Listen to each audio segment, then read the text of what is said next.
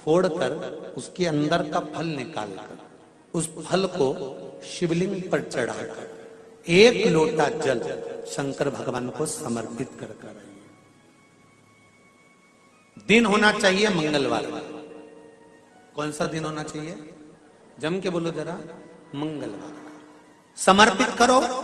उसके बाद में आप विवाह के लिए अगर समर्पित करे हैं तो विवाह में देरी नहीं होगी। व्यवसाय और व्यापार के लिए या नौकरी के लिए समर्पित करे हैं तो उसमें देरी नहीं होगी।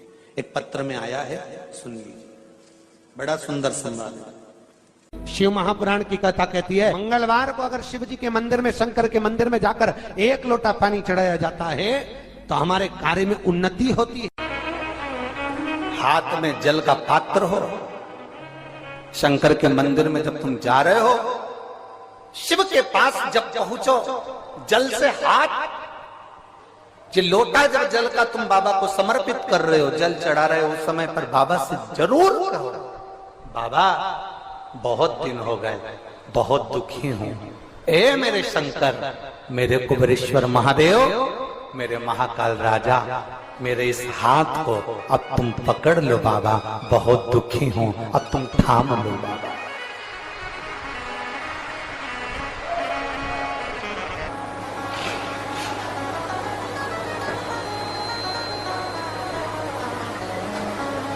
शिव महापुराण की कथा यहां तक कहती है कि यदि आप कोई मंत्र, साधना, व्रत, उपास कुछ भी नहीं जानते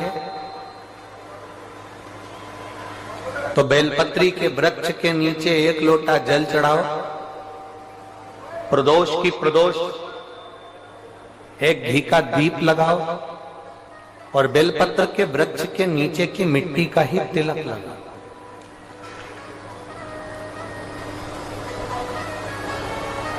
बेलपत्र के वृक्ष के नीचे की ही मिट्टी का तिलक। कथा हमको कहती है कि भगवान कभी भी सामग्री का भूखा नहीं रहा, भगवान भोलेनाथ भाव का भूखा रहा।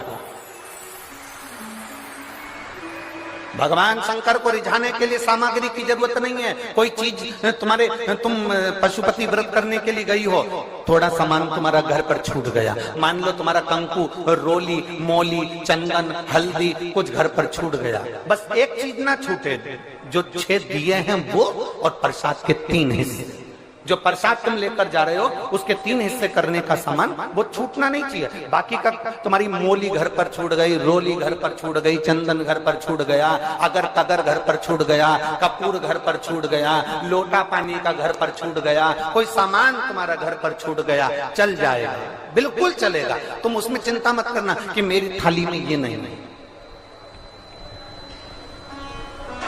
गणगौर की पूजन करने जाती हैं माताएं, इधर गणगौर होती है कि नहीं होती हमको नहीं मालूम। गणगौर की जब पूजन करने माता जाती हैं, तीज का पूजन करने जाती हैं, देवी का पूजन करने जाती हैं, चतुर्थी का पूजन करने जाती हैं, किसी देवी देवता का पूजन करने जाती हैं, पूजन की थाली में दूसरे की थाली में देखती हैं कि बहुत सारा सामान है, मेरी थाली में ये चीज नहीं है, तो उसको याद आती रहती है, मैंने तो भगवान को ये चढ़ाया ही नहीं, मैं तो भगवान को ये दे ही नहीं पाई, मैं तो भगवान को ये दे नहीं पाई, मेरे पास तो ये सामान है ही नहीं, उसकी चिंता में लग जाती है। शिव महापुराण की कथा कहती है, जो देवी देवता ने आपके हाथ से बुलवाना था वो सामान देवी देवता ने अपने हाथ से बुलवा लिया, अब चिंता करने की जरूरत नहीं। आप ये टेंशन मत लो कि मेरी थाली में ये नहीं है, मेरी थाली में ये है, ना ना,